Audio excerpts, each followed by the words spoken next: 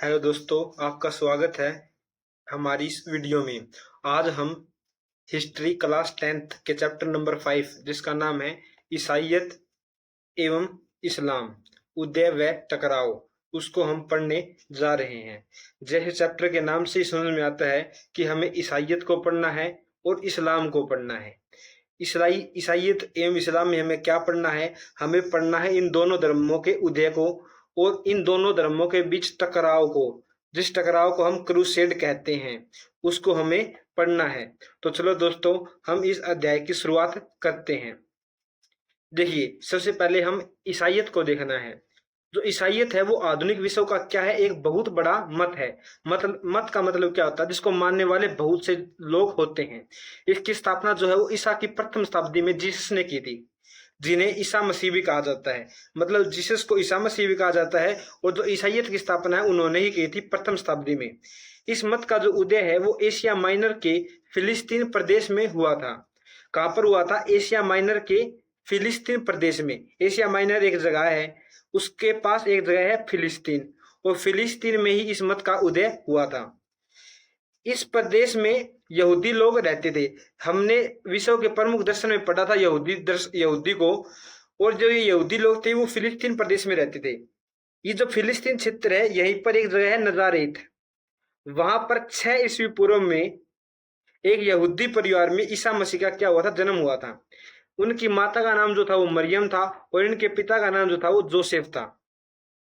उन दिनों जो फिलिस्तीन जो क्षेत्र है, वहां पर रोमन सम्राट ऑक्टेवियन सीजर के राज्य का अंश था। मतलब जो ये फिलिस्तीन प्रदेश था ना, वो रोमन सम्राट जिसका नाम था ऑक्टेवियन सीजर, उसके राज्य का एक हिस्सा था, उसका एक अंश था। चलो एक बार हम इसको मैप में देख लेते हैं। तो मैं हमारा मैप है एक 23 नंबर पे, विश्व की प्रमुख सभ्यताओं में दे रखा है। तो यहाँ पर आप देखिए, देखने का प्रयास कीजिए। थोड़ा सा मैं इसको जूम करता हूँ। ये जो हमारा इंडिया है, ठीक है दोस्तों, ये हमारा इंडिया हो गया, ये यूरोप है और ये अफ्रीका है। तो मैं आपको दर्शाऊं, तो ये जो इलाका था, ये रोमन सम्राट के अंतर्गत आता था। मतलब रोमन इलाके के अंतर्गत आता था। ठीक है, ये एक बार अब मैं साफ कर देता हूं। ठीक, मैंने बता दिया कौन सा आता था। अब देखिए, ये जो क्षेत्र है ना, ये है एशिया माइनर। इसको हम कहते हैं एशिया माइनर। और इसके पास ये जगह है फिलिस्तीन, जिसको आज के टाइम पे इजराइल कहा जाता है। और यहीं पर आपको मिलेगा यरूशलेम। यरूशलेम आपको यहीं पर मिलेगा, जो यहाँ की महत्वपूर्ण जगह है। मुझे विश्वास है कि दोस्तों आप समझ गए होंगे कि भाई ये क्षेत्र कहाँ कहाँ पर है। आपको बाद में परेशानी नहीं होगी। अब हम कहाँ पर थे? पहले पेज नंबर 73 पे। तो 73 पे अब हम आ गए हैं, हमें आगे बढ़ना है। तो उन दिनों जो फिलिस्तीन का प्रदेश था वो रोमन सम्राट ऑक्टेवियन सीजर के राज्य का अंश था। ये समझ में आ गई आपको बात? आगे देखते हैं। ईसा मसीह ने यहूदियों में नए संप्रदाय का प्रचार प्रारंभ कर दिया। जो इन यहूदियों में एक नया संप्रदाय, एक नया कल्ट का प्रचार आरंभ कर दिया। मतलब यहूदियों के अंतर्गत एक और नया कल्ट बनाने का प्रयास किया। वह कहते थे कि हमें पृथ्वी को स्वर्ग बनाने का यत्न करना चाहिए। ईसा मसीह कहना था कि हमें कोई और स्वर्ग में, मतलब और कहीं पर जाने की जरूरत नहीं है, पृथ्वी को ही हमें स्वर्ग बनाना चाहिए और इसका ही प्रयास करना चाहिए तथा पृथ्वी पर स्वर्ग का राज्य स्थापित करना चाहिए। उन्होंने कहा कि जो परमेश्वर है वो सबका पिता है, उसके सामने सब बराबर है। धीरे धीरे बहुत से लोग ईसा मसीह के क्या बन गए? शिष्य। और ये जो शिष्य है वो ही क्या कहलाए? ईसाई कहलाए। वे एक ईश्वर के अतिरिक्त अन्य देवी देवताओं को नहीं मानते थे। मतलब ये एक ईश्वरवादी थे। जो ईसा मसीह के मानने वाले जो ईसाई थे वो सिर्फ एक ईश्वर में विश्वास करते, जिसको हम गॉड कहते हैं। दूसरी ओर जो सम्राट सीजर था, ऑक्टेवियन सीजर, जो रोमन साम्राज्य का प्रशासक था, मतलब राजा था, वो रोम में निरंकुश राज्य की स्थापना कर दी थी। निरंकुश राज्य का मतलब है जिस पर कोई अंकुश नहीं लगाया जा सके, मतलब वो ही सर्वशक्तिमान है। जो सीजर है उसने इसकी निरंकुश राज्य की स्थापना कर दी थी। उसके साम्राज्य के लोग जो थे वो सम्राट की भी देवता के रूप में पूजा करने लगे थे। जो ये रोमन साम्राज्य के लोग थे वो इस सम्राट ऑक्टेवियन सीजर को ही एक देवता के रूप में मानते थे। जनता उसे साक्षात देवता मानने लगी थी। लेकिन ईसा मसीह अपने अनुयायियों में प्रचार करता था कि ईश्वर तो एक है और हमें अन्य देवताओं की पूजा नहीं करनी चाहिए। ईसा मसीह सम्राट की पूजा का विरोध करता था। ईसा मसीह क्या करते थे? सम्राट की पूजा का विरोध करते थे। साम्राज्य के अधिकारियों ने इसे देशद्रोह माना। जो सम्राट के जो अधिकारी थे, मतलब जो उसके चाहने, मतलब जो उसके अंतर्गत काम करते थे, उन्होंने जो ईसा मसीह के इस कृत्य को देशद्रोह माना और ईसा मसीह को क्या कर दिया? कैद में डाल दिया। उन पर ईश्वर का पुत्र कहलाने का आरोप लगा दिए और उन्हें मृत्युदंड दे दिया गया। तो कहने का अर्थ क्या है भाई? जो रोमन का जो सम्राट था ऑक्टेवियन सीजर, वो खुद को एक ईश्वर मानता था। ठीक है, ईश्वर मानता था। वही जो ईसा मसीह थे, वो कहते थे कि ईश्वर तो सिर्फ एक ही है और उनका मतलब कोई रूप नहीं है, वो एक इंसान नहीं है। तो इसके कारण जो ऑक्टेवियन सीजर है, उन्होंने सोचा कि ये तो हमारा विरोध कर रहा है, और इसी कारण उन्होंने क्या है, उनको कैद कर लिया और उनको सूली पर चढ़ा दिया था। ठीक है दोस्तों, आपको ईसा मसीह की कहानी मोटी मोटी समझ में आ गई होगी। अब हम पढ़ेंगे ईसाइयत का प्रचार कैसे हो, मतलब ये फैला कैसे। तो आपने पढ़ा कि जो जीसस है, ईसा मसीह, उनके अनुयायी जो है वो ईसाई कराते थे। जीसस के समय उनके मत का प्रसार केवल फिलिस्तीन में ही हुआ था। मैंने आपको क्षेत्र बताया था ना, तो उन जीसस के समय तो सिर्फ वो कहां पर फैला था? फिलिस्तीन इलाके में ही फैला था। जो उनके उपदेश जो है वो बाइबल नामक ग्रंथ में संग्रहित किए गए हैं। तो जीसस जो है, ईसा मसीह के जो उपदेश है वो किस में संगठित किए गए हैं? बाइबल नामक पुस्तक में। बड़ी संख्या में लोग ईसाई भिक्षु बनकर ईसाइयत का प्रचार करने लगे। उसके बाद जो अनेक जो भिक्षु है वो मतलब अनेक जो ईसाई लोग है वो भिक्षु बन गए। उन्होंने सार्वजनिक जीवन त्याग दिया, घरेलू जीवन त्याग दिया, और वे क्या करने लगे? ईसाई का प्रचार करने लगे। जीसस का सादगीपूर्ण जीवन उनके लिए प्रेरक बन गया। धीरे धीरे ईसाइयत का जो प्रसार है वो फिलिस्तीन प्रदेश के बाहर भी होने लगा। ईसा मसीह के प्रमुख शिष्य संत पाल व संत पीटर ने जीसस के मत का सबसे अधिक प्रचार किया। तो आपसे पूछा जा सकता है कि भाई जो ईसाई मत का प्रसार है वो सबसे अधिक किसने किया? संत पाल और संत पीटर ने। और ये कौन थे? ये ईसा मसीह के शिष्य थे। उनके प्रचार के कारण जो है ईसाई मत अन्य स्थानों में फैलने लगा। अब हमें आगे पढ़ना है। अब हमें पढ़ना सम्राट कॉन्स्टेंटाइन तथा ईसाइयत को। भाई कैसे हमें देख रहे हैं भाई, कैसे धीरे धीरे एक छोटा सा जो मतलब ईसा मसीह ने जो स्टार्ट किया था, वो कैसे एक पूरे विश्व में फैलने का प्रयास कर रहा है वो धर्म। तो अब हम पढ़ते हैं। 306 ईस्वी में सम्राट कॉन्स्टेंटाइन रोम का सम्राट बना। तो सम्राट कॉन्स्टेंटाइन जो है वो रोम का सम्राट कब बना? 306 ईस्वी में। ठीक है, इस समय रोमन साम्राज्य पर जर्मन जातियां आक्रमण कर रही थी। तो मान लीजिए ये जो रोमन साम्राज्य है, ऊपर से जो जर्मन जातियां हैं वो इनके ऊपर क्या कर रही थी? आक्रमण कर रही थी। इनके आक्रमणों से जो साम्राज्य की दशा है वो खराब हो रही थी। सम्राट ने अनुभव किया कि साम्राज्य की रक्षा के लिए जनता की सहानुभूति प्राप्त करना उपयोगी होगा। भाई अगर जनता साथ देगी नहीं तो आप उनका सामना कर सका, अगर जनता साथ नहीं देगी तो आप उनका सामना कौन कर सका? अंत उसने क्या किया? जनता में जो लोकप्रिय धर्म था ना, उसने स्वीकार कर लिया। कॉन्स्टेंटाइन ने क्या किया? भाई जो ईसाई धर्म जो जनता में फेमस हो रहा था उसकी अपना लिया, जिससे उसे साम्राज्य की ईसाई जनता का समर्थन मिल गया।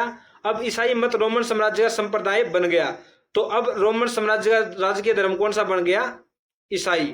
राजकीय आश्रय पाकर ईसाइयत ने अपूर्व उन्नति की। तो जैसे ही इसको संप्रदाय का ईसाई रोमन साम्राज्य का संप्रदाय का हक मिला तो इसने अपूर्व अपनी प्रगति की। जो सम्राट कॉन्स्टेंटाइन है वो पूरा जीवन ईसाइयों का विरोधी रहा, किंतु विद्रोह का अंत करने के लिए उसने अपने मृत्यु के कुछ समय पहले ईसाई मत अपना लिया था। इसे ईसाई इतिहास की एक अति महत्वपूर्ण घटना माना जाता है, क्योंकि इसके बाद ईसाई मत रोमन साम्राज्य का धार्मिक मत बन गया। रोमन साम्राज्य की ताकत पाकर ईसाई मत पूरे संसार में प्रचार प्रसार कर सका। तो सम्राट कॉन्स्टेंटाइन ऐसा नहीं था कि वो उसको मानने वाला था या उसको ईसाई में बहुत रुचि थी। उसने तो सिर्फ इसलिए अपनाया था कि वो इसका प्रयोग करके जो जर्मन जो आक्रमणकारी है उनसे छुटकारा पा सके। ठीक है, एक जो है मार्टिन लूथर है, उसके बारे में कुछ बताया गया है, वो पढ़ लेते हैं। वह जो 15वीं शताब्दी में मतलब 1400 से लेकर 1500 के बीच में मार्टिन लूथर नाम एक व्यक्ति हुए। उन्होंने ईसाई जो पोप है, पोप मतलब जो अपने ब्राह्मण होने है, तो जो ईसाई पोप हुआ करता है वो धर्म का सबसे बड़ा व्यक्ति हुआ करता। तो उसकी निरंकुशता, जो ईसाई पोप था वो निरंकुश हो रहा था, मतलब उसके ऊपर अंकुश कौन था, वो आपकी शक्ति का दुरुपयोग किया करता। इसके खिलाफ जो मार्टिन लूथर थे, इन्होंने प्रचार किया, इन्होंने ईसाई मत में फैले जो अंधविश्वास है उनके खिलाफ आवाज उठाई, और जो मार्टिन लूथर के जो अनुयायी है वो प्रोटेस्टेंट कहलाए।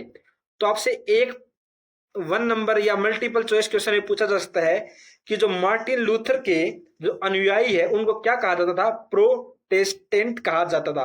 उन्होंने क्या किया था, उन्होंने ईसाई जो पोप है उसकी निरंकुशता के खिलाफ व ईसाई मत में फैले अंधविश्वास के खिलाफ आवाज उठाई थी। ठीक है, अब हमें पढ़ना है ईसाई मत की संस्थाएं। जैसे हमारे मंदिर होते हैं, उसी प्रकार ईसाई मत की भी अनेक संस्थाएं हैं, उनको हमें पढ़ने का प्रयास करना है। तो ईसाइयत में अनुयायियों का उपासना घर गिरजाघर कहलाता है। जैसे हमारा उपासना घर मंदिर कहलाता है ना, तो ईसाई में कौन सा कहलाता है, गिरजाघर या चर्च कहलाता है। चर्च में प्रार्थना के लिए एक पादरी होता है, जैसे हमारे यहाँ ब्राह्मण होता है। ईसाई मत का प्रमुख जो है वो पोप कहलाता है। जैसे हमारे अनेक ब्राह्मण है, उसमें से कोई ऐड ब्राह्मण हो गया, उसी प्रकार अनेक पादरी होते हैं, और उन पादरियों का जो ऐड है उसको हम कहते हैं पोप, जो ईसाइयों का सर्वोच्च गुरु व पथ प्रदर्शक कहलाता है। आगे बढ़ते हैं। 5वीं शताब्दी में, मतलब 400 से 500 के बीच में रोमन साम्राज्य का क्या हो गया, पतन हो गया। तो रोमन साम्राज्य का पतन कब हुआ, 5वीं शताब्दी में। इसके बाद क्या हो गया, अराजकता के काल में लोगों ने अपनी भूमि चर्च को दान कर दी। अब अराजकता फैल गई, मतलब अगर हमारे ऊपर कोई शासन करने वाला नहीं होता ना, तो लोग एक दूसरे के साथ भिड़ने को, मारने काटने को, इस प्रकार की अराजकता फैल जाती है। इस कारण क्या, लोगों ने अपनी भूमि जो है वो चर्च को दान कर दी, क्योंकि कोई उस भूमि पर नियंत्रण करने वाला था नहीं। जिसके कारण क्या हुआ, गिरजाघर जो बड़ी बड़ी जागीरों के स्वामी बन गए। जो ये गिरजाघर थे, जो ये चर्च थे, इनके पास बड़ी बड़ी क्या हो गई, जागीरें हो गई। गिरजाघर की संपत्ति के रख रखाव का दायित्व किसका था, पोप का था। अंत उसकी शक्ति भी बढ़ गई, और रोमन साम्राज्य के पतन के बाद यूरोप में पोप के प्रभाव में बढ़ोतरी हुई। जैसे ही रोमन साम्राज्य का पतन हुआ, रोम, क्योंकि अब सम्राट तो रहा नहीं और शक्ति का स्रोत बन गया पोप, तो उसकी शक्ति बहुत ज्यादा हो गई। कालांतर में ईसाई 2 भागों में बट गया। अब मैंने बताया था प्रोटेस्टेंट के बारे में, तो इन्होंने, अब पोप बहुत ज्यादा शक्तिशाली हो रहा है, वो धर्म का दुरुपयोग कर रहा है, वो आपकी शक्ति ने बढ़ाने का प्रयास कर रहा है। इसके खिलाफ आवाज उठाई, एक संप्रदाय बनाया गया प्रोटेस्टेंट, जिसने जो कैथोलिक चर्च है, जो पोप वाला जो सिस्टम है उसको हम कहते हैं कैथोलिक, उसके खिलाफ आवाज उठाई, और उसको हम कहते हैं प्रोटेस्टेंट। तो जो ईसाई पंथ है वो 2 भागों में बट गया, कैथोलिक और प्रोटेस्टेंट। रोमन कैथोलिक चर्च के अनुयायियों का मानना था कि वेटिकन नगर में स्थित पोप ईसा मसीह का आध्यात्मिक उत्तराधिकारी है। जो कैथोलिक चर्च को मानने वाले थे ना, उनका कहना था कि जो वेटिकन नगर, जो आज का इटली है, वहां पर है एक वेटिकन सिटी, वहां का जो पोप है ना, वो ही ईसा मसीह का उत्तराधिकारी है। परंतु जो मार्टिन लूथर था, उनका मानना इससे अलग था। परंपरागत ईसाई में या ईसाइयत में सुधार की प्रक्रिया के अंतर्गत प्रोटेस्टेंट मत का उदय 15वीं शताब्दी में हुआ था, और इनके प्रवर्तक जो है वो मार्टिन लूथर माने जाते हैं। यह संप्रदाय जो था वो उदारवादी दृष्टिकोण का पक्ष था। उदारवादी हो मतलब जिसकी विचार रूढ़ को नहीं हुआ है, जो समाज में परिवर्तन लाना चाहे है, जो सर्व समानता की बात करे, जो अंधविश्वास है छुटकारा प्राप्ति की बात करे, जो व्यक्ति की स्वतंत्रता की बात करे, वो उदारवादी हुआ है। तो जो ये संप्रदाय था, जो प्रोटेस्टेंट है, वो उदारवादी दृष्टिकोण का पक्षधर था। आरंभ में दोनों ईसाई गुटों में खूनी झगड़े हुए, जिसमें लाखों लोगों की क्या गई, जान गई। अब भाई 1 या 2 नंबर में आपसे रोमन कैथोलिक और प्रोटेस्टेंट के बीच में अंतर पूछा जा सकता है, तो हम इसके बारे में पूछ लेते हैं, समझ लेते हैं। जो बाइबल के साथ साथ रोमन पोप को भी मानते थे, जो रोमन कैथोलिक मत वाले थे, वो बाइबल को भी मानते थे और रोमन पोप को भी मानते थे। परंतु जो ये प्रोटेस्टेंट मत के थे, ये बाइबल को तो मानते थे, बाइबल न तो क्या कहते भाई ठीक है, बिल्कुल सही है, परंतु ये रोमन पोप को नहीं मानते थे। और इसके साथ ये जो रोमन पोप के द्वारा बाइबल की गलत अनुवाद किया गया था, गलत बताया गया था, उसका भी ये विरोध करते थे। रोमन कैथोलिक मत का मानना था कि जो पोप है वो सर्वोच्च है, ये पोप को मानने ही नहीं करते थे। ईश्वर तक केवल पोप के माध्यम से पहुंचा जा सकता है। इनका मानना था कि भाई अगर आपने ईश्वर द्वारा पूछना है तो वो सिर्फ पोप ही पूछा सकता है। परंतु ये मानते थे कि ईश्वर तक पहुंचने के लिए किसी की आवश्यकता है ही नहीं, आप अपने अंतरात्मा के माध्यम से ही ईश्वर तक पहुंच सकते हैं। अब हम आगे दूसरे संप्रदाय पर। उस दूसरे संप्रदाय का क्या नाम है वो आपको दिख रहा होगा, मैं कलर चेंज कर लेता हूं, ठीक है। इस्लाम, ठीक है, हमें पढ़ना है। इस्लाम विश्व का एक महत्वपूर्ण पंथ है। ईसाइयत के बाद विश्व में सबसे फैला हुआ जो पंथ है वो इस्लाम है। इसका उदय जो है वो 7वीं शताब्दी में अरब में हुआ था। कहां पर हुआ था? अरब में हुआ था। मैं अरब आपको दिखा दूंगा कहां पर है। तो इसका उदय 7वीं शताब्दी में हुआ था। इसके संस्थापक जो है वो हजरत मोहम्मद है, पैगंबर मोहम्मद बिन को कहते हैं, इनका नाम है हजरत मोहम्मद। तो आपसे पूछा जा सकता है कि इस्लाम का उदय कब व कहां पर हुआ और किसके द्वारा हुआ? तो कब का उत्तर है 7वीं शताब्दी में, कहां का उत्तर है अरब में, और किसके द्वारा है? वो हजरत मोहम्मद द्वारा। अब हजरत मोहम्मद के बारे में कुछ बातें बताई गई है, वो पढ़ते हैं कि जो इनका जन्म है वो 570 ईस्वी में हुआ था, अरब प्रायद्वीप के मक्का नामक नगर में। एक बार मैं आपको वो जगह ही दिखा देता हूं जिससे आपकी समस्या ही निपटान हो जाए। 23 पे करो क्लिक, ये आ गया 23 दोस्तों। ये हमने साफ किया नहीं था, कोई जरूरत नहीं है। ये देखिए, ये जो इलाका आपको दिख रहा है ये है अरब। क्या है ये?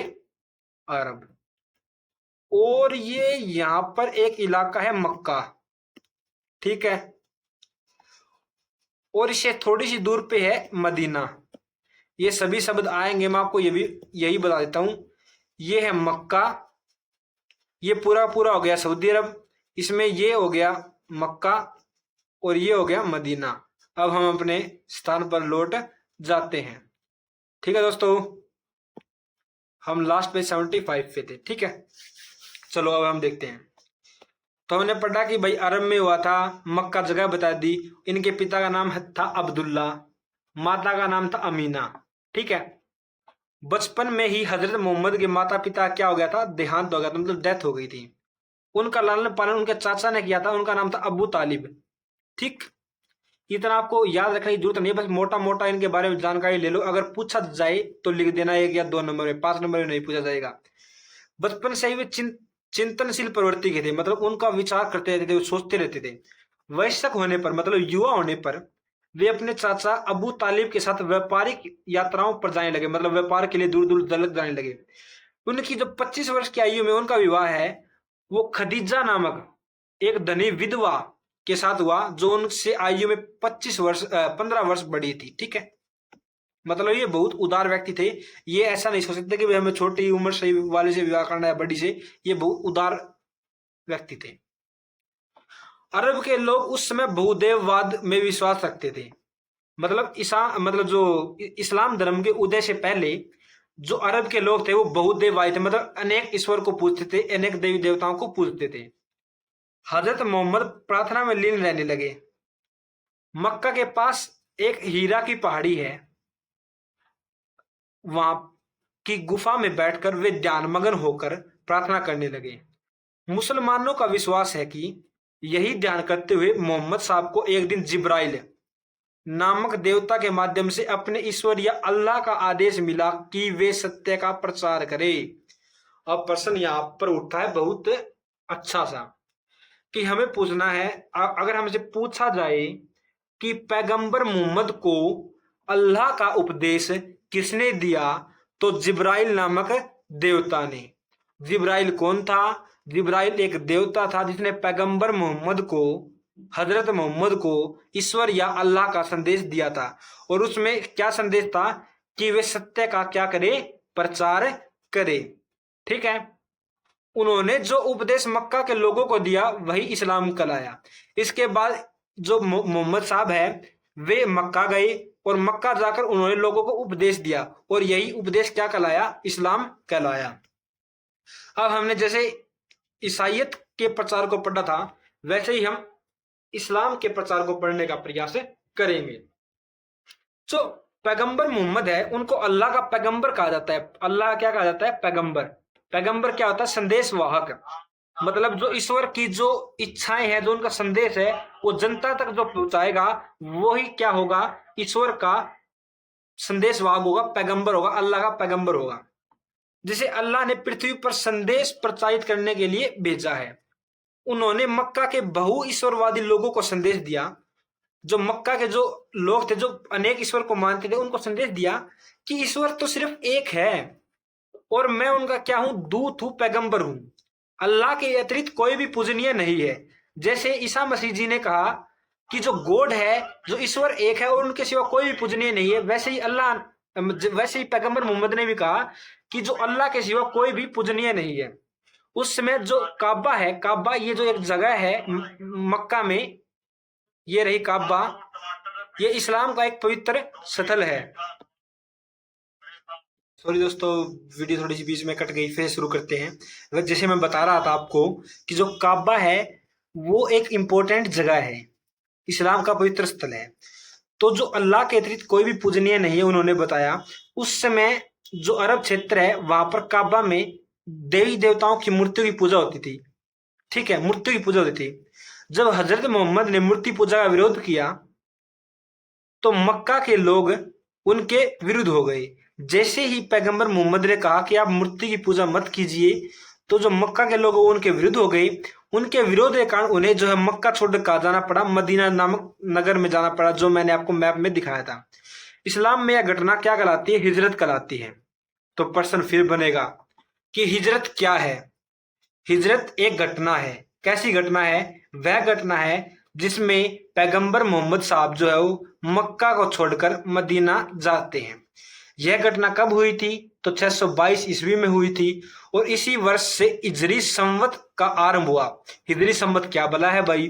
जैसे हमारे यहाँ विक्रम संवत होता है, मतलब कैलेंडर, ग्रेगोरियन कैलेंडर होता है, उसी प्रकार इस्लाम का एक कैलेंडर है जिसको हिजरी संवत कहा जाता है। उसकी शुरुआत 622 ईस्वी से होती है। तो आपसे पूछा जा सकता है कि हिजरी संवत जो कैलेंडर है उसकी शुरुआत किस वर्ष से मानी जाती है? तो 622 ईस्वी से मानी जाती है। मदीना में रहकर जो हजरत साहब है उन्होंने अपने मत का प्रचार किया। ठीक है, और धीरे धीरे अरब के लोग उनके अनुयायी बनने लग गए। अब हमें पढ़नी है इस्लाम की शिक्षाएं। भाई इस्लाम हमें क्या शिक्षा देता है? इस्लाम में ईश्वर को, अल्लाह को ईश्वर माना गया है तथा हजरत साहब को उनका दूत माना गया है। इस इस्लाम के मूल मंत्रों को कलमा कहा जाता है। इस्लाम का एक मूल मंत्र जो हम कलमा कहते हैं। कलमा को पढ़े बिना कोई मुसलमान नहीं बन सकता। वो नहीं है कि वो रसुल्ला मोहम्मदुल मुल्ला, इस पर कोई वो है यार। मुझे वैसे मैं ईसाई वो मुसलमान तो हूँ नहीं, पढ़ना मुझे वो लाइन याद नहीं है। मोहम्मदुल रसुल्ला इस प्रकार कोई लाइन है, तो उसको पढ़कर ही मुसलमान बना जा सकता है। उस लाइन का अनुवाद नीचे दे रखा कि भाई अल्लाह के अतिरिक्त कोई भी पूजनीय नहीं है। उस लाइन का अर्थ यही है। वो लाइन मुझे ध्यान में नहीं आ रही है, पर उस लाइन का अर्थ यही है कि अल्लाह के अतिरिक्त कोई भी पूजनीय नहीं है। इस्लाम का अनुयायी जो है वो दिन में 5 बार ईश्वर से प्रार्थना करता है, जिसे हम क्या कहते हैं? नमाज कहते हैं। तो ईश्वर को दिन में 5 बार की गई प्रार्थना को हम नमाज कहते हैं। नमाज का समय जो निर्धारित होता है, भाई किस समय आपको नमाज करनी है। रमजान का पवित्र महीने में इस्लाम के जो अनुयायी होते हैं, मानने वाले होते हैं, वो व्रत रखते हैं, जिसे रोजा कहा जाता है। ठीक है, व्रत को क्या कहा जाता है? रोजा। हजरत साहब ने अपने मत का प्रचार किया तो मदीना के लोग उनके अनुयायी बन गए। उसके बाद उन्होंने मक्का पर हमला किया और उनको क्या कर दिया? पराजित किया। जिसके बाद उन्होंने भी इस्लाम स्वीकार कर लिया, मतलब मक्का के लोगों ने भी। 632 ईस्वी में हजरत साहब की क्या हो गई? मृत्यु हो गई और 4 पवित्र खलीफा बारी बारी उनके उत्तराधिकारी बने। तो खलीफा कौन थे? खलीफा हजरत साहब के क्या थे? उत्तराधिकारी थे। और ये कितने थे? 4 बने लगातार। उनका जो मुख्य कार्य क्या था? इस्लाम का क्या करना था? प्रचार करना था। धीरे धीरे जहां खलीफाओं की राजनीतिक सत्ता स्थापित होती गई वहां इस्लाम का प्रचार होता गया। इन्होंने मतलब आपकी राजनीतिक सत्ता भी स्थापित की और इस्लाम का प्रसार भी किया। 11वीं सदी तक इस्लाम जो यूरोप से लेकर एशिया के एक बड़े क्षेत्र में फैल गया। इनका कुल कार्यकाल, इन चारों जो खलीफाओं का कार्यकाल हो 29 वर्ष रहा, 632 से लेकर 661 तक। प्रथम खलीफा कौन था? अबू बर्क। याद रखना, प्रथम खलीफा कौन था? अबू बर्क। इनको छोड़कर जो शेष 3 खलीफाएं हैं ना, उनके विरोधियों द्वारा उनकी क्या कर दी गई थी? हत्या कर दी गई थी। तो जो इस्लाम की जो पवित्र पुस्तक है वो कुरान है, जिसमें इस मत की प्रमुख शिक्षाएं हैं। यह पुस्तक अरबी भाषा में लिखी गई है। इस्लाम अरबी भाषा को पवित्र भाषा मानता है। जैसे हिंदू धर्म में संस्कृत को पवित्र भाषा माना जाता है। तो प्रश्न पूछा जा सकता है भाई इस्लाम की जो पवित्र पुस्तक है वो कौन सी है, इसमें क्या है, इसमें इस्लाम की प्रमुख शिक्षाएं हैं, या किस भाषा में लिखी गई है, अरबी भाषा में लिखी गई है। ठीक है, और जो इस्लाम को मानने वाले लोग हैं उनकी पवित्र भाषा कौन सी है, अरबी भाषा है। इस पर कई प्रश्न पूछे जा सकते हैं। अब जो चीज हमें देखनी है, हमने अभी तक क्या देख लिया, ईसाइयत का विकास देख लिया, इस्लाम का विकास देख लिया, हमने देखा भाई इसका कैसे उदय हुआ, हमने ईसा मसीह के बारे में पढ़ा, हमने पैगंबर मोहम्मद के बारे में पढ़ा। अब हमें जो मेन चीज पढ़नी है वो हमें पढ़ना है इन दोनों के बीच टकराव, जिसने क्रूसेड को जन्म दिया, जो एक बहुत लंबे समय तक चला। तो चलो दोस्तों हम देखते हैं कि इनके बीच टकराव का क्या कारण था। मोहम्मद ने अरब जगत की विभिन्न जातियों को संगठित करके एक राज्य के रूप में परिवर्तित कर दिया। जैसे हमने देखा था कि ये जो इलाका था इस प्रकार का, इसको हम अरब कहते हैं। ये क्या है, अरब। ठीक है दोस्तों, मैंने बना दिया, ये है अरब। यहां पर अनेक छोटे छोटे कबीले होया करते, अनेक छोटे छोटे कबीले। मोहम्मद साहब ने क्या किया, इन सब एकत्रित करके एक पूरा पूरा समुदाय बना दिया, जिसने आप मुसलमान कहा करा और इसका फुल प्रसार कर दिया। यह बात आपको समझ में आ गई?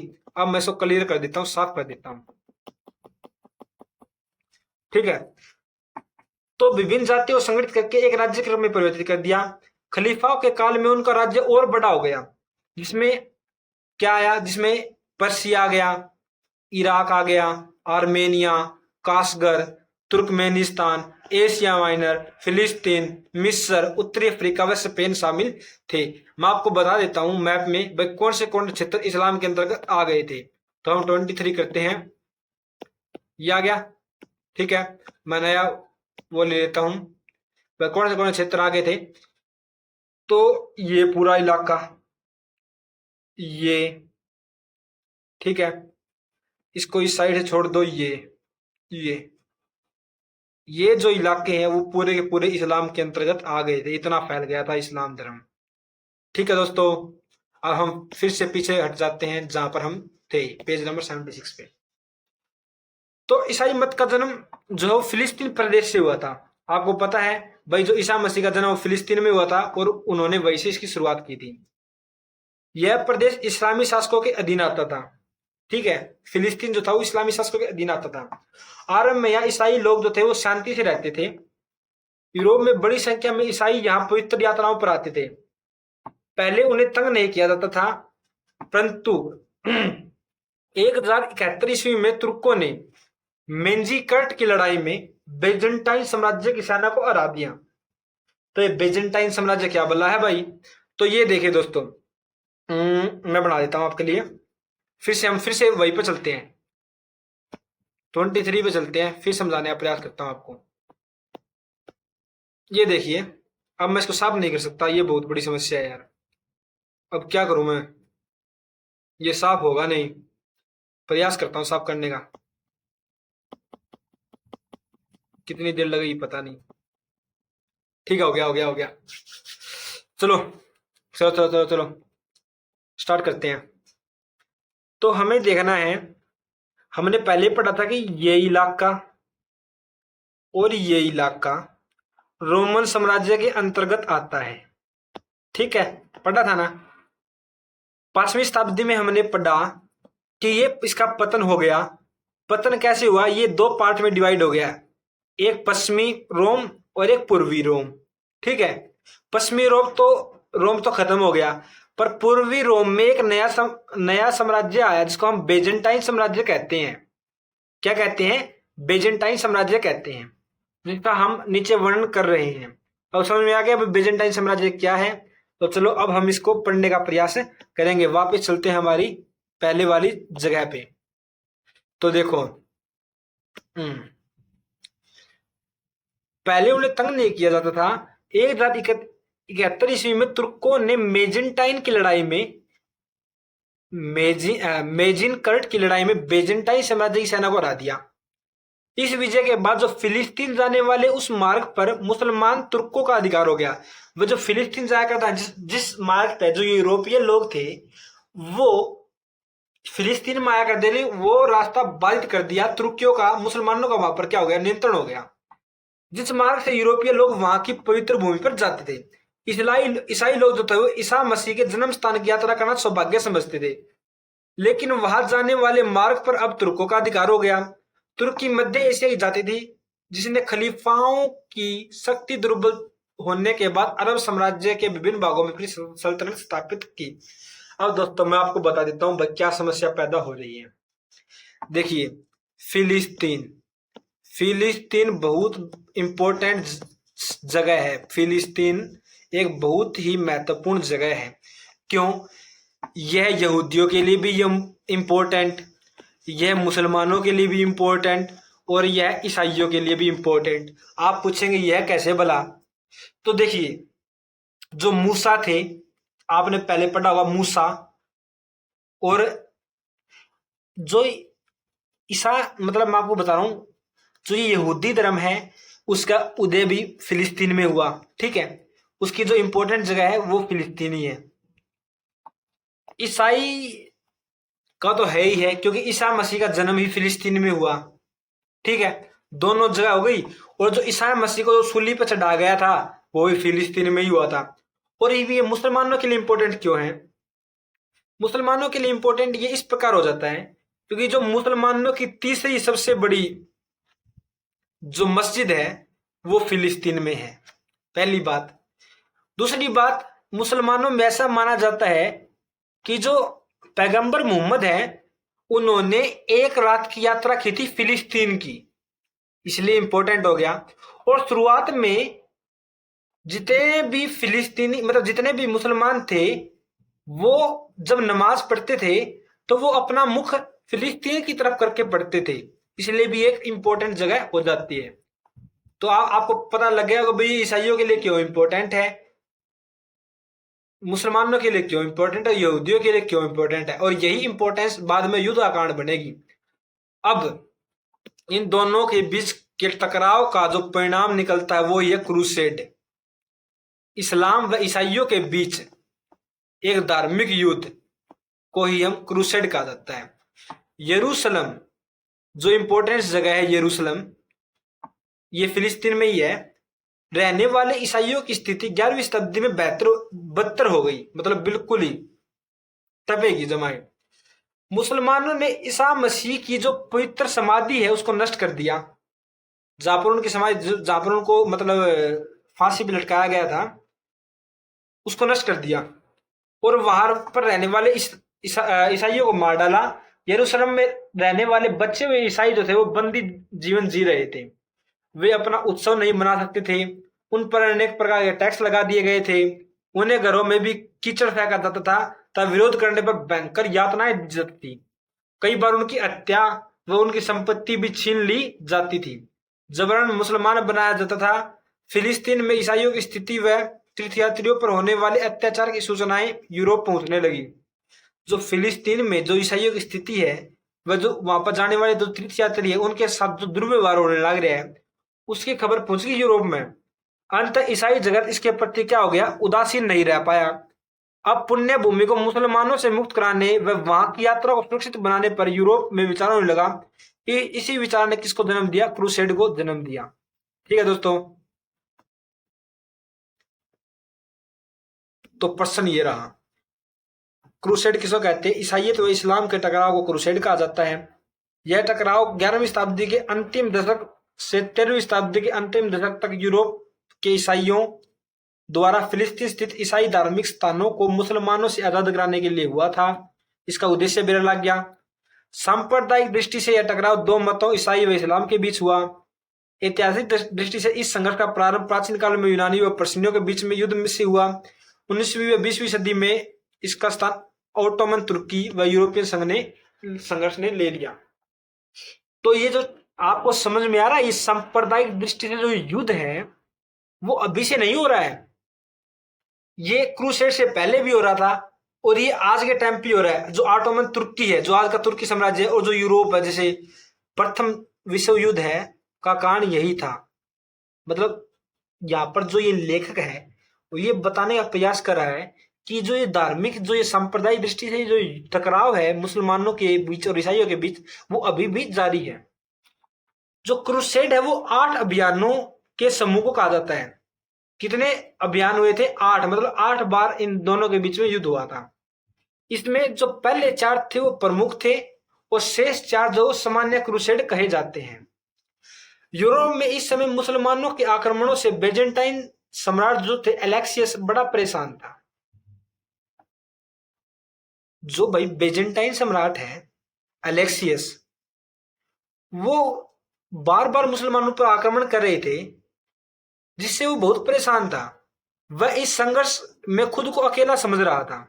उसने यूरोपीय सामंतों व पोप से मदद की गुहार लगाई। इसी समय पवित्र भूमि को मुसलमानों से छुड़वाने व सुरक्षित यात्रा मार्ग के प्रश्न पर पीटर द हर्मिट यूरोप के लोगों को संगठित कर रहा था। चलो मैं आपको एक और दृष्टिकोण देता हूं, एक और समझने का तरीका देता हूं। देखिए इस प्रकार देखिए, अरे यार ठीक है मैं आपको दिखाता हूं। जो ये बेजेंटाइन सम्राट है अलेक्सियस, ठीक है, इसके ऊपर हो रहे थे भाई चारों तरफ से आक्रमण। छोटे छोटे कबीले जैसे जर्मनी के जो कबीले हैं, ये जो अन्य हैं, वो निरंतर इसके ऊपर आक्रमण कर रहे थे। दूसरी बात क्या है, जो ये साम्राज्य था वो छोटे छोटे हिस्सों में बटा हुआ था, मतलब अनेक सामंत बने हुए थे और ये एक दूसरे से भी लड़ते रहते थे। तो जो एलेक्सियस है उसने सोचा कि घर की लड़ाई हो रही है, घर घर के ही मर रहे हैं एक दूसरे से कट के, इससे अच्छा आप क्या करा, आप दूसरा गिले लड़ लिया, इस तरह अपना देश में शांति रहेगी और अपना जो भूमि को विस्तार है वो भी हो जाएगा।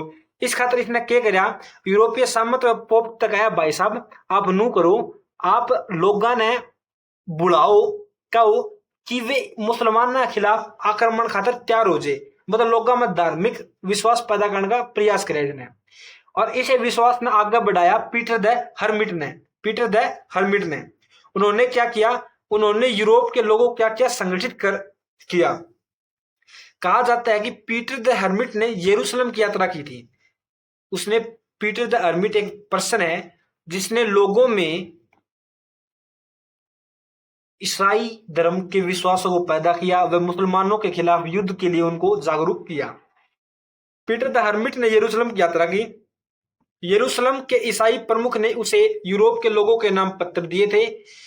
ये पत्र लेकर वह रोम के पोप के पास पहुंचा। वह ईसाई धर्म स्थलों को मुसलमानों से मुक्त कराने के लिए युद्ध की तैयारी की अनुमति मांगी। वह यूरोप के देहाती व शहरी क्षेत्रों में घूम घूम कर प्रथम क्रूसेड में शामिल होने के लिए लोगों को तैयार करने लगा। तो अब बता देता हूं आपको, आपसे प्रश्न पूछा जाएगा कि क्रूसेड या धार्मिक युद्ध के क्या कारण थे। पहला कारण तो था मुसलमानों द्वारा, या जो तुर्की के जो मुसलमान है उनके द्वारा ईसाइयों के साथ दुर्व्यवहार व उनके साथ अत्याचार, उनका शोषण करना, पहला कारण यो था। दूसरा क्या था, यूरोप में आंतरिक कलह मची हुई थी, आंतरिक युद्ध होना है, देश का महल, लोग एक दूसरे ने मार काटने खातर तैयार थे। इस चीज से छुटकारा पाने खातर उन्होंने क्या किया, देश का महल लड़ो, देश का बाल लड़ो। दूसरा कारण यो था। तीसरा कारण था पीटर द हर्मिट ने क्या किया, लोगों ने संगठित किया और उन्होंने यरूशलेम पे आक्रमण खातर नियंत्रण करने खातर लोगों ने प्रेरित किया। 3 कारण हो गए। पहला कारण मुसलमान का ईसाइयों के साथ दुर्व्यवहार, दूसरा कारण देश की आंतरिक कलह और तीसरा कारण पीटर द हर्मिट। ठीक है, और सबसे मेन कारण क्या था, फिलिस्तीन जो था वो ईसाइया का और इस्लाम का दोनों का पवित्र स्थल है, दोनों इसके ऊपर नियंत्रण करना चाहे हैं, परंतु जो इस्लाम के जो मानने वाले हैं, जो मुसलमान है, वो ईसाइयों के साथ दुर्व्यवहार करते थे। यही इसका सबसे बड़ा कारण था। पीटर द हर्मिट के प्रयासों से लोग यरूशलेम पर ईसाइयों के पुनः अधिकार के लिए तैयार हो रहे थे। सम्राट एलेक्सियस मुसलमानों के विरुद्ध पोप से सहायता मांग चुका था। अंत पोप ने 1095 में इस स्थिति पर विचार करने के लिए रोम में धर्मसभा बुलाई। 27 नवंबर 1095 को रोम ने सभा के सामने पूर्व में रहने वाले ईसाइयों की दुर्दशाएं, पुण्य स्थलों की मुसलमानों के द्वारा उपेक्षा व आक्रमण के कारण यूरोप की स्थिति को विस्तार पूर्वक रखा। उन्होंने बताया कि जो पूर्व मतलब जो यरूशलेम के इलाके के आसपास ईसाइयों के साथ क्या क्या दुर्व्यवहार हो रहा है, इसको उन्होंने आम जनता के सामने रखा। अगले दिन मतलब 28 नवंबर को युद्ध अभियान की रूपरेखा तैयार की गई। इसमें यह भी तय हुआ कि इस यात्रा में शामिल होने वाले लोग रंगीन कपड़े का क्रॉस अपने कोट पर लगाएंगे और इसी कारण उन्हें क्रूसेडर्स कहा जाएगा। तो प्रश्न फिर आ गया, क्रूसेडर कौन थे? क्रूसेडर धार्मिक अभियान जो था, जो युद्ध का जो धार्मिक अभियान था, मतलब क्रूसेडर क्रूसेड नामक धार्मिक युद्ध में भाग लेने वाले व्यक्ति थे। उनके कपड़ों पर क्रॉस का निशान लगा होता था। संघर्ष में शामिल होने वालों की संपत्ति की रक्षा बिशप करेंगे। बिशप कौन होते थे? बिशप जैसे पोप है, पोप पोप तो हो गया सबसे बड़ा पादरी, उसके नीचे अनेक और पादरी होते थे, उसमें से एक होता था बिशप। तो ठीक है, तो इनकी संपत्ति की रक्षा कौन करेगा? बिशप। यरूशलेम पहुंचने वाले या उस प्रयास में मारे जाने वालों के सारे पाप माफ कर दिए जाएंगे, लेकिन यदि युद्ध से भाग गए तो ईसाई मत से बाहर निकाल दिया जाएगा। यह चर्च इजराइल में है। इजराइल वही फिलिस्तीन, आज का जो उस टाइम का जो फिलिस्तीन आज के टाइम पे इजराइल कहलाता है। इस स्थान पर ईसा मसीह को सूली पर चढ़ाया गया था, यही वो जगह है। अब हमें पढ़ना है 4 बड़े क्रूसेड्स के बारे में। आपसे पूरा विस्तार पूर्वक नहीं समझा जाएगा, मोटा मोटा आपको बताना है भाई इसमें 4 क्रूसेड्स में क्या क्या हुआ था। तो चलो देखते हैं। प्रथम क्रूसेड कब हुआ? 15 अगस्त 1096 के दिन। शासक, सामंत, बिशप, पुजारी, भिक्षु, अमीर गरीब, स्त्री, बच्चे युद्ध के लिए यरूशलेम की ओर बढ़ने लगे। पीटर द हर्मिट के नेतृत्व में एक आकुल जन सैलाब इकट्ठा हो गया। तो प्रथम क्रूसेड के बारे में हम क्या बताएंगी भाई? 15 अगस्त 1096 में हुआ। इसमें यूरोप के लगभग सभी वर्गों ने भाग लिया। इसका नेतृत्व पीटर द हर्मिट ने किया था। वह एक अन्य नाइट वोल्टर के साथ 80,000 अनुयायियों के साथ जर्मनी, हंगरी मार्ग से बेजेंटाइन साम्राज्य की राजधानी कुस्तुनतुनिया की ओर बढ़ा। भाई ये जो थे पीटर द हर्मिट साहब थे, उनके जो अनुयायी थे वो जर्मनी और हंगरी के मार्ग से बेजेंटाइन साम्राज्य की राजधानी कुस्तुनतुनिया की ओर बढ़े। जर्मन व फ्रांसीसी शासकों के प्रयासों से 3 लाख की सैन्य कुस्तुनतुनिया पहुंची, जिसमें यूरोप के विभिन्न शासक भी शामिल थे। सेना कुस्तुनतुनिया से सीरिया की ओर बढ़ी, जहां से वे यरूशलेम तक पहुंचने चाहते थे। उनके अनेक दल थे। फ्रांस के शासक रेमंड के दल ने यरूशलेम को जीत लिया। तो ये पता चल गया भाई किसने जीता? यूरोप वासियों ने जीत लिया। मतलब ईसाई की प्रथम क्रूसेड में किसकी जीत हुई? ईसाइयत की जीत हुई और इन्होंने यरूशलेम को जीत लिया। तो प्रथम क्रूसेड के बारे में क्या बताएंगे? 15 अगस्त 1096 में हुआ था। सभी वर्गों ने इसमें हिस्सेदारी ली थी। और क्या बताएंगे? पीटर द हर्मिट ने इसका नेतृत्व किया था। यह जो जर्मनी हंगरी मार्ग से होते हुए ये आगे बढ़ा था और यरूशलेम तक पहुंचा था। और इसमें जो है वो जीत है वो किसकी हुई थी? ईसाइयों की हुई थी। फ्रांस के शासक रेमंड ने इसको जीत लिया था, यरूशलेम को। यही आपको लिखना है बस ठीक है। इन चित्रों में कुछ दिया गया है। चित्र पीटर द हर्मिट द्वारा जनता क्रूसेड यानी इस्लाम के खिलाफ युद्ध करके पवित्र भूमि को मुसलमानों से आजाद करवाने के लिए भड़काया जा रहा है। क्रूसेड के वस्त्रों पर क्रॉस का चिन्ह होता था, इसी कारण क्रूसेड करते थे। ठीक है, एक क्रूसेड जाओ, कुछ नहीं है तो ऐसे ही। अब हमें पढ़ना एक दूसरा क्रूसेड। 1144 में एडेसा नामक नगर पर मुसलमानों ने अधिकार कर लिया। एडेसा वही ग्रीस के पास की जगह है। वहां पर क्या हुआ? मुसलमानों ने अधिकार कर लिया। कब? 1044 में। इसी कारण यूरोप के ईसाइयों को पुनः यरूशलेम की चिंता हुई। उन्होंने सोचा कभी ये यरूशलेम पर ही नियंत्रण न कर ले। ईसाइयों की इसी चिंता ने यूरोप के विभिन्न भागों के शासकों को सेना बना यरूशलेम की ओर जाने के लिए विवश किया। इस सेना में जर्मनी और फ्रांस सम्राट भी शामिल थे, लेकिन यह सेना एशिया माइनर पार करते ही नष्ट हो गई। केवल कुछ लोग यरूशलेम पहुंचे। इस अभियान को ईसाइयत व इस्लाम का दूसरा संघर्ष कहा जाता है। तो अब इसके बारे में क्या पढ़ेंगे? पहला बताना अपना भाई 1044 में एडेसा नामक नगर पे मुसलमानों ने नियंत्रण कर लिया। इस तय जो ईसाइयां लगे कदे ये भाई उस पर नियंत्रण ना कर ले यरूशलेम पे। इस कारण ये आगे बढ़े। इसमें जर्मन व फ्रांस की सेना शामिल थी। जब ये एशिया माइनर द्वारा पहुंचे, जो आज तुर्की है, ओड़ा इनके लगभग ये खत्म हो जाती, इनकी लड़ाई मची, थोड़े से लोग आगे पूछ पाए और ओड़ा ये हार गए। तो मतलब दूसरा क्रूसेड किसने जीता? मुसलमानों ने। अब हम आगे तीसरा क्रूसेड पे। ईसाइयों और मुसलमानों के बीच तीसरे संघर्ष का मुख्य कारण था मिस्र के सुल्तान की यरूशलेम पर अधिकार करने की इच्छा। तीसरा के कारण था जो मिस्र का सुल्तान है वो चाहता था कि मैं यरूशलेम पर नियंत्रण कर लूं। जब यह सूचना यूरोप पहुंची तो जर्मनी, फ्रांस व इंग्लैंड के शासक ने यरूशलेम जाने का निर्णय किया। जर्मनी सम्राट रास्ते में मर गया। इंग्लैंड के सम्राट ने मिस्र के साथ संधि कर ली, जिसके अनुसार ईसाइयों को निर्विघ्न यरूशलेम की यात्रा की सुविधा दिए जाने का वचन दिया गया। तो इसमें क्या है भाई, जो करे उन्होंने अनुबैर लगे भाई मिस्र का जो सुल्तान है वो आने लग रहा है नियंत्रण करने। तो जर्मन, फ्रांस व इंग्लैंड के शासक यरूशलेम की ओर पहुंचे। जर्मन का सम्राट तो बीच में पूरा हो लियो। इस कारण डर के इंग्लैंड का सम्राट ने मिस्र के साथ संधि कर ली। इसमें क्या किया, मिस्र का सम्राट ने यरूशलेम पर कब्जा कर लिया, परंतु उसने ईसाइया की निर्विघ्न रूप से यात्रा करने की छूट दे दी। चौथा क्रूसेड 1202 में पोप इनोसेंट तृतीय, पोप बना कौन था? पोप था इनोसेंट तृतीय। उसने आह्वान पर एक बार पुनः यरूशलेम की पवित्र यात्रा पर जाने के लिए यूरोप में सेना संगठित हुई।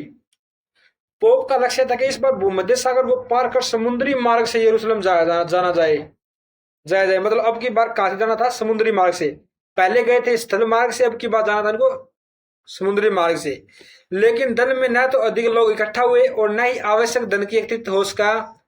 अभियान इसलिए असफल हो गया।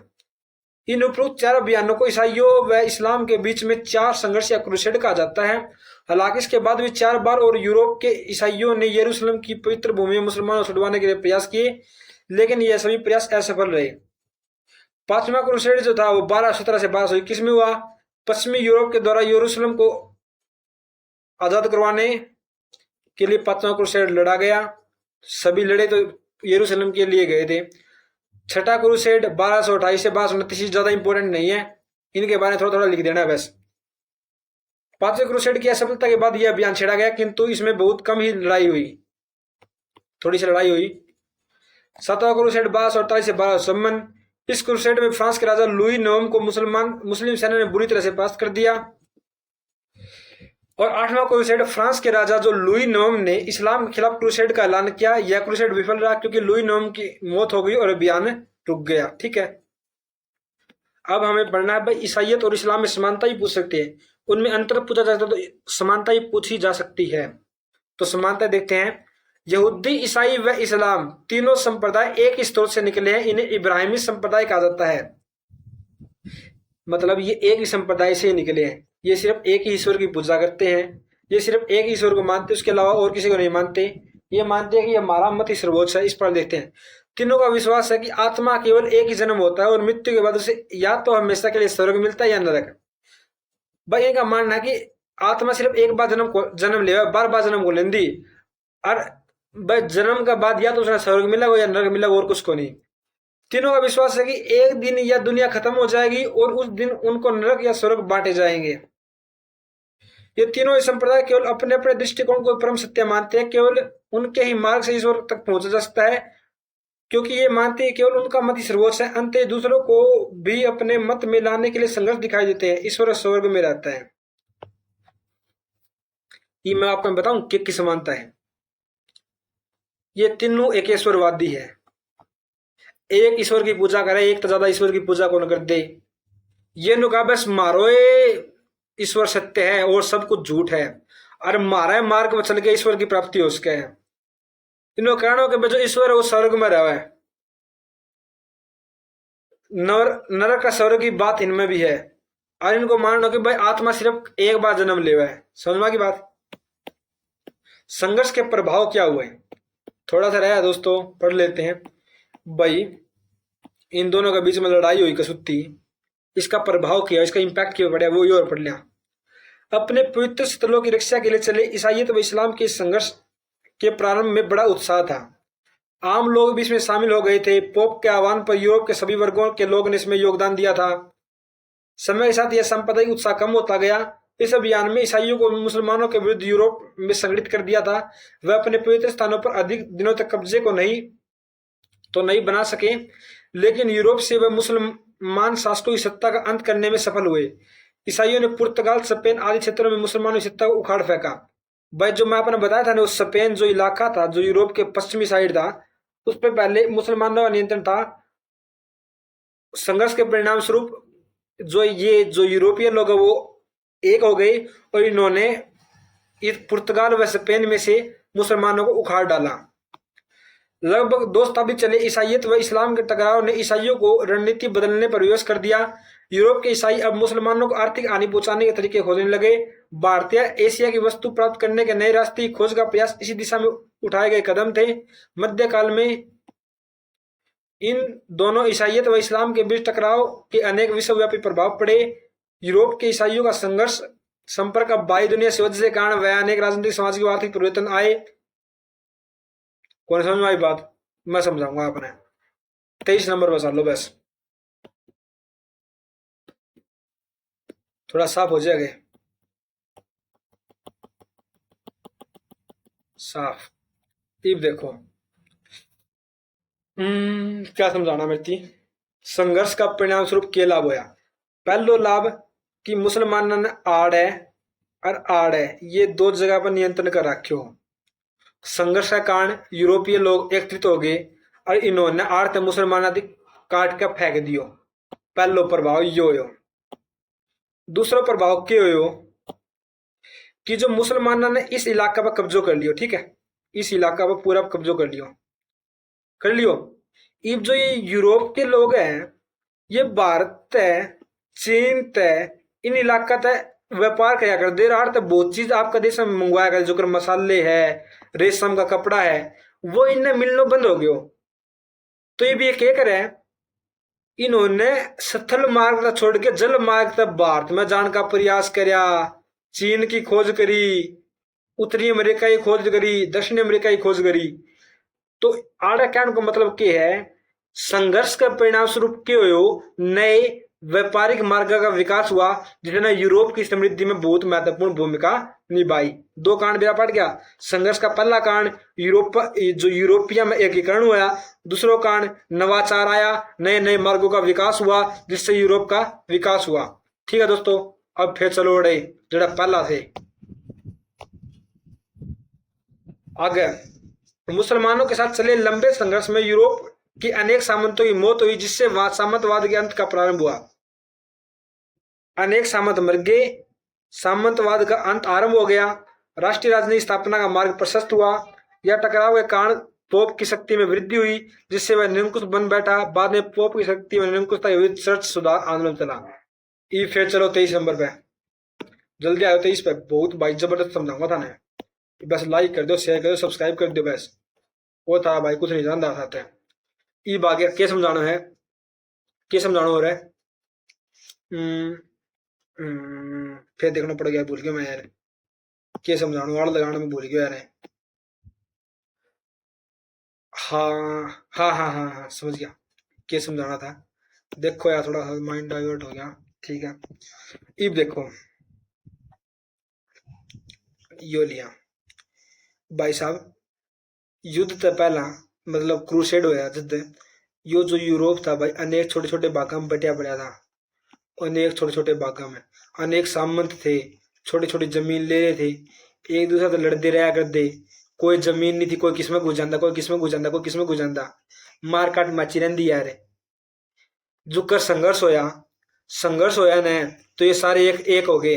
जो कर एक घर में 10 आदमी हुए, 10 आदमी एक दूसरे लड़ते रहोगे, पर जो करे नहीं पड़ोसी अपना के लड़ाई हो न, तो सारे इकट्ठे हो जाए। यो ही आड़े हो जब ये एक दूसरे लड़ते रहा करते, परंतु बाद में जब इस मुसलमाना के लड़ने को दंगल मचो नहीं, तो ये सारे इकट्ठे हो गए।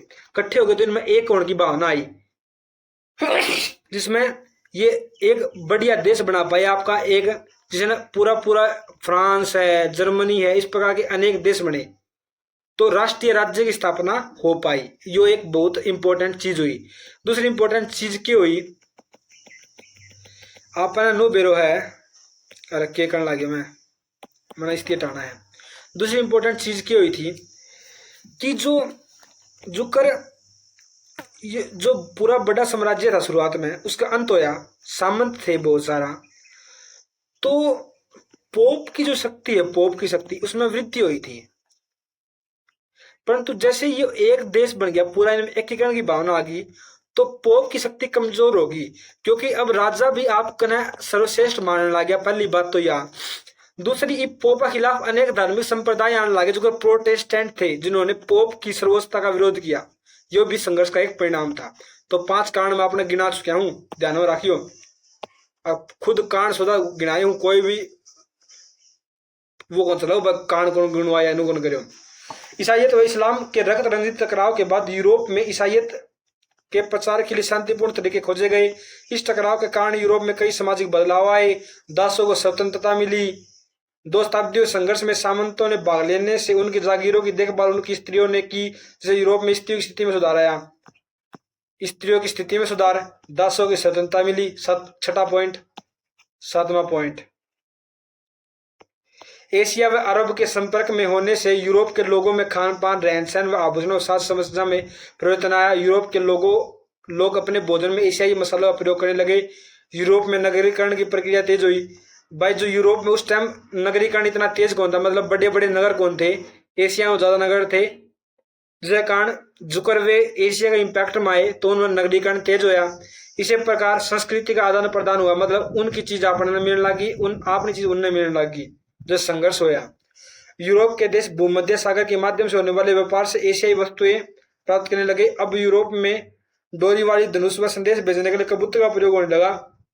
अब वहां बड़े बड़े गोलाकार गिरजाघर बनने लगे, जो किससे प्रभावित थे, अरब संस्कृति से प्रभावित थे, क्योंकि वहां पर जो मुसलमानों ने डोम बनाया जाता, डोम, और उसी डोम का ही प्रभाव गिरजाघर पर भी पड़ा। समझ में आ गई बात दोस्तों, कितनी इंपॉर्टेंट इम्पैक्ट पड़ने लग रही है, समझ मान लग रही होगी। आगे बढ़ो, बहुत देर हो रही है। दिशा सूचक यंत्र के आविष्कार ने समुद्री मार्गों को बढ़ावा दिया, मतलब साइंस एंड टेक का विकास हुआ।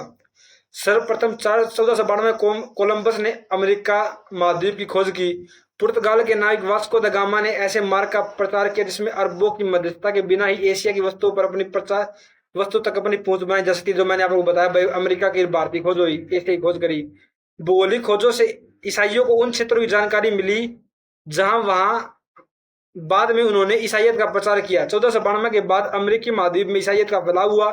ईसाइयत व इस्लाम के टकराव का तत्कालीन प्रभाव यह हुआ कि यूरोप में इस्लाम का प्रसार रुक गया। इस टकराव के कारण ईसाई सभ्यता को सुदृढ़ होने का मौका मिला, जिसके कारण बाद के समय में उन्होंने सफलतापूर्वक इस्लाम से अपनी रक्षा की। समझ में आ गई बात दोस्तों। ये है पुर्तगाली नाविक वास्को द गामा, जिसने भारतीय खोज करी थी, तनी समुद्री मार्ग था। और जो कोलंबस था उसने अमेरिका की खोज करी थी, याद रखियो। इस टकराव का प्रभाव अब अरब भी पड़ा। वे यरूशलेम पर कब्जा करने में सफल रहे। लोग यूरोप में उनका प्रसार रुक गया, इतना ही नहीं, यूरोप में अनेक इस्लामी राज्यों का अंत हो गया।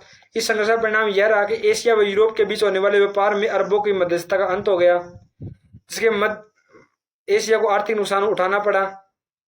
ईसाइयों ने सुदूर एशियाई देशों के साथ मिलकर उनकी घेराबंदी आरंभ कर दी और उन्हें मध्य एशिया तक सीमित रखने का प्रयास किया। इस टकराव से इस्लाम के रक्त रंजित प्रसार पर रोक लगी। सांस्कृतिक व आर्थिक कारणों से ईसाइयत व इस्लाम का यह टकराव मध्य एशिया में आज भी देखा जा सकता है। तो ये बताया गया भाई, ईसाइयत पर भी इसका प्रभाव पड़ा और इस्लाम पर भी। तो प्रश्न देखते हैं, ईसाई मत की स्थापना किसने की थी? ईसा मसीह ने। इस्लाम की स्थापना किसने की? हजरत मोहम्मद ने। क्रूसेड किसे कहा जाता है? क्रूसेड एक धार्मिक युद्ध है जो मुसलमानों और ईसाइयों के बीच यरूशलेम के मुद्दे पर हुआ था। मार्टिन लूथर ने किस मत की नींव रखी थी? प्रोटेस्टेंट की।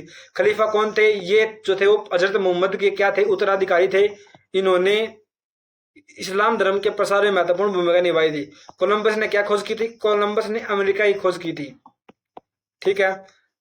ईसाई लोगों ने क्रूसेड क्यों किया? ये प्रश्न आप समझ सकते हैं, जैसे मैंने आपको समझाया, सभी प्रश्न वैसे ही वैसे निकाले जा सकते हैं। धन्यवाद दोस्तों, आपका बहुत बहुत धन्यवाद। अगर वीडियो थोड़ी सी अच्छी लगी तो लाइक करो, शेयर करो, सब्सक्राइब कर दो। इससे वीडियो जानता फिरता होगी, फिर आप इसे लाइक करिए, फिर सब्सक्राइब करिए और आप अनुसार चलते रहोगे। धन्यवाद आपका।